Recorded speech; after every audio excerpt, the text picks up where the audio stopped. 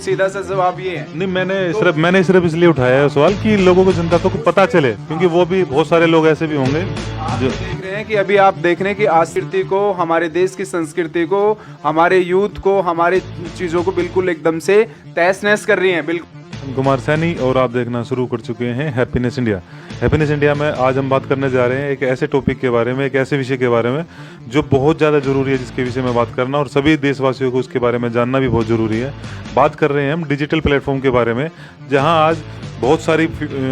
हम बॉलीवुड की बात करें तो बॉलीवुड प्लेटफॉर्म भी उन ऐसे डिजिटल प्लेटफॉर्म को यूज़ कर रहा है जो अपनी फिल्मों को लॉन्च करने के लिए। साथ ही बहुत सारे ऐसे देश के हमारे जितने भी ब्लॉगर्स हैं वो भी डिजिटल प्लेटफॉर्म को यूज़ कर रहे हैं अपनी बातों को देशवासियों तक पहुंचाने के लिए, जो कि बहुत अच्छी बात है, एक अच्छा कदम है। पर ऐसे भी प्लेटफॉर्म है जहाँ पे गलत तो विचार वाली, गलत एक्टिविटी वाली और कुछ ऐसी मूवी वगैरह और ऐसे विचार लोगों के जो हमारे युवा पीढ़ी के ऊपर गलत प्रभाव डाल रही है, जिसमें बहुत ज़्यादा मतलब आप बात करें तो गालियाँ बकना या फिर थोड़ी सी नेगेटिविटी दिखाना और थोड़ी अश्लीलता वाली चीज़ें भी दिखाई जा रही है, जो कि हमारा देश, जो आज हमारा देश सब पूरे देश भर में, पूरे विदेश से लेके एक मिसाल कायम रखी हुई है। हमारा देश एक सांस्कृतिक चेतना के लिए जाना जाता है, वहाँ एक ऐसी चीज़ें उत्पन्न होने लग रही है जो युवाओं के लिए बिगड़ती जा रही है। तो इन सभी बातों पे आगे बात करने के लिए मेरे साथ मौजूद है एक्टर, मॉडल और प्रोड्यूसर राज चौहान जी, जो हम चर्चा करेंगे इस पर अपनी गंभीरता से अपने विचार रखेंगे, क्योंकि उन्होंने बॉलीवुड से लेके अलग अलग प्लेटफॉर्म पे काम किया हुआ है। तो एक बार चलते हैं राज चौहान जी के पास। राज चौहान जी, स्वागत है आपका। धन्यवाद, सभी को नमस्कार। और वैसे कृष्ण जी, आपने बहुत सारी चीज़ें एक्सप्लेन कर दी कि किस विषय पे हम आज चर्चा कर रहे हैं, और ये गंभीर मुद्दा है। तो राज जी, गंभीर मुद्दा तो आपने बता दिया है, तो बात करेंगे कि जो देखो कोविड की वजह से बहुत ऐसा हुआ है कि हम अच्छे से अपना काम नहीं कर पा रहे हैं, और जो बॉलीवुड था वो तो फिल्म वगैरह लॉन्च अब धीरे धीरे शुरू हो रहा है, पर इस दौरान हमें देखने को मिला कि डिजिटल प्लेटफॉर्म और ये बहुत ज़्यादा उभर के आया और बहुत ज़्यादा तरीके से लोगों के जीवन पे इसने प्रभाव डाला। तो अब ये किस तरीके से लोगों के जीवन पर प्रभाव डाल रहा है, और आगे इसके बारे में क्या कहना चाहोगे कि क्या सरकार को कुछ इस पर रोकथाम लगानी चाहिए, क्या कोई ऐसी प्रतिक्रिया, कोई ऐसा कदम उठाना चाहिए जिससे एक उचित मापदंड इसके सामने आए, जनता के सामने? हाँ देखो कृष्ण जी, कभी भी ये इतिहास रहा है, कोई भी चीज़ है आवश्यकता आविष्कार की जननी रही है। तो अभी कोविड के बहाने से वैसे तो हम डिजिटल प्लेटफॉर्म यूज़ कर ही रहे थे, लेकिन अभी जो कोविड में जो आया है, इसमें हमें हमारे बच्चों की एजुकेशन है या हमारे को बहुत सारी चीज़ें एंटरटेनमेंट है, तो इसमें जो पिछले 8-10 महीनों में जो नेट का, डिजिटल प्लेटफॉर्म का जो यूज़ हुआ है, वो आगे आने वाले, यानी कि मान के चलो कि 2030 तक यूज़ होना था, जो प्लानिंग थी ऑल ओवर जो सर्वे था। लेकिन अभी कोविड की वजह से ऑल ओवर वर्ल्ड में डिजिटल प्लेटफॉर्म पे, मतलब आप एक 3 साल के बच्चे से लेके और जो भी जनरेशन गैप है वो कुछ रहा नहीं है। तो इसमें हम बात करते हैं स्पेशली एंटरटेनमेंट की। तो आज डिजिटल प्लेटफॉर्म पे हमारे बच्चों को मजबूरी है पेरेंट्स को मोबाइल देना, लेकिन उसके साथ साथ में कुछ इस तरह की ऐप्स आई हैं, इस तरह के मतलब चीज़ें की हैं, एक सस्ते मनोरंजन को परोसने के चक्कर में इस तरह की ऐप्स हैं जो कि हमारे समाज को, हमारी कल्चर को ख़राब कर रही हैं, क्योंकि बहुत सारी ऐसी चीज़ें बनाई जा रही हैं जो कि हमारे यूथ को, हमारे बच्चों के लिए, हमारे लिए सही नहीं है। और जैसे कि आपने बताया कि हमारी जो संस्कृति है, हमारी जो संस्कृति का डंका है, हमारी जो चीज़ें हैं, वो एकदम से क्या है कि हमारा जो आर्य समाज है और जो संस्कृति है, वो उसकी रिचनेस और उसकी सोच बहुत रिच रही है। तो जैसे कि आप बता रहे हैं, तो थोड़ा सा मैं भी इसमें ऐड करना चाहूँगा। बहुत सारी चीज़ें मैंने भी ऐसे देखी है जहाँ हमारे इतिहास के साथ भी कुछ खिलवाड़ करके चीज़ें डाली जा रही हैं। कुछ हमारी जो आप संस्कृति बता रहे हैं, हमारे जो वेद पुराण है, उसमें मतलब कुछ भी डाल दिया जा रहा है और लोगों को इस तरीके से परोसा जा रहा है कि जिनको नहीं पता हमारे इतिहास के बारे में या संस्कृति के बारे में, वो उसको सच भी मान रहे हैं, है ना। तो ये भी एक घातक है हमारे समाज के लिए, देश के लिए। तो इस पे भी थोड़ा सा आप विचार रख के बताएं कि क्या इसको कैसे ठीक करा जाएगा। कृष्ण जी, ये तो एक अलग पहलू हो गया, लेकिन सीधे सीधे क्या है कि आज यूथ के लिए जो चीज़ें हैं एक पर्दे के पीछे ही सही लगती हैं, वो एकदम से अवेलेबल है हमारे बच्चों के हाथ में। कि पेरेंट्स को भी मैं सुझाव देना चाहूँगा कि जो एक वो पढ़ाई के लिए मजबूरी हमारी मोबाइल उनके हाथ में देना, लेकिन कुछ इस तरह की एप्लीकेशंस हैं जो हमारा संस्कृति एंटरटेनमेंट डिपार्टमेंट है, सेंसर बोर्ड है, वो उन चीज़ों को रिस्ट्रिक्ट लगाए कि वो एप्लीकेशंस वो इतने एज के उसमें खुले ही नहीं, और मतलब इस तरह की चीज़ें हो, एक सर्टिफाइड हो, तो कोई भी कुछ भी ऐसे डाल के, क्योंकि बहुत सारी चीज़ें ऐसी रहती हैं कि एडल्ट्स के लिए होती हैं। जैसा कि मतलब आप पहले जब हम थिएटर में मूवी देखने जाते थे तो स्पेशल उसमें मेंशन होता था कि भाई बच्चे 18 साल से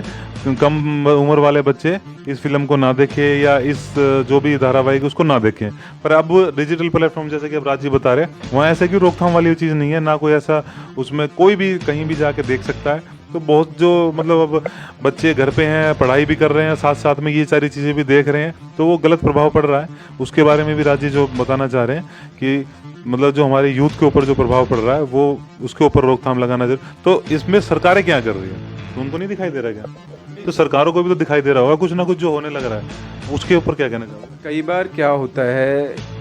कि वो अपनी ही राजनीतिक, बहुत सारी सरकार के ऊपर बहुत सारी जिम्मेवारी होती हैं। हालांकि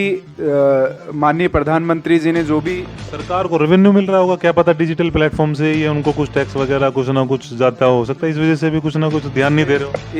इसमें ये बता दें कि इसमें कोई रेवेन्यू नहीं है। केवल जो प्रधानमंत्री जी ने बोला है कि ज़्यादा डिजिटलाइज करें एक उसके लिए, लेकिन कई चीज़ों के क्या होता है कि इम्पैक्ट गलत भी होते हैं, तो ये गलत दिशा में जा रहा है, तो इसके लिए रोकथाम करनी चाहिए। क्योंकि कई बार क्या होता है कि कोई चीज़ हम बनाते हैं अच्छे के लिए है,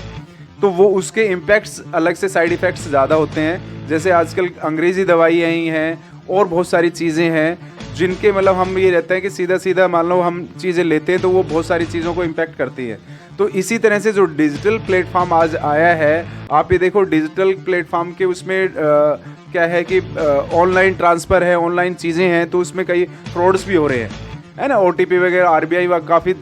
उसमें चेतावनी देती भी है। यहाँ हम बिकॉज ऑफ हम एंटरटेनमेंट से जुड़े हुए हैं, तो हम एक चेतावनी, वैधानिक चेतावनी ये दे रहे हैं पेरेंट्स के लिए भी और सरकार के लिए भी। कई बार क्या है कि उन डिपार्टमेंट्स को, उन मिनिस्टर्स का ध्यान नहीं रहता, वो हमारी तरफ से ही, हमारी चीज़ों को देखते हुए ही उन चीज़ों को लागू करते हैं। जब जनता की तरफ से फीडबैक्स जाती हैं ना, तो तभी वो चीज़ें इम्प्लीमेंट होती हैं। तो हम अपने चैनल के माध्यम से, हैप्पीनेस इंडिया के माध्यम से हम ये कहना चाहेंगे कि डिजिटल बहुत अच्छा प्लेटफॉर्म है और बहुत सारी चीज़ें इसमें पड़ी हुई हैं, लेकिन जो अननेसेसरी की ऐप्स हैं, और बीच में देखो टिकटॉक था और था, कितने कितने चीज़ें हो जाती थी उसमें। तो अभी जो एक कुवड़ता परोसी जा रही है, बेहूदगी परोसी जा रही है और ईजी अवेलेबल है उसमें, तो उसके लिए हम एक सुझाव दे रहे हैं अपने चैनल के माध्यम से आज कि इस चीज़ पे कोई ना कोई इस तरह की रिस्ट्रिक्शंस रहें, और जब तक रिस्ट्रिक्शंस नहीं आती तो बीइंग हम एक अच्छे अपने इंडियंस, एक सामाजिक,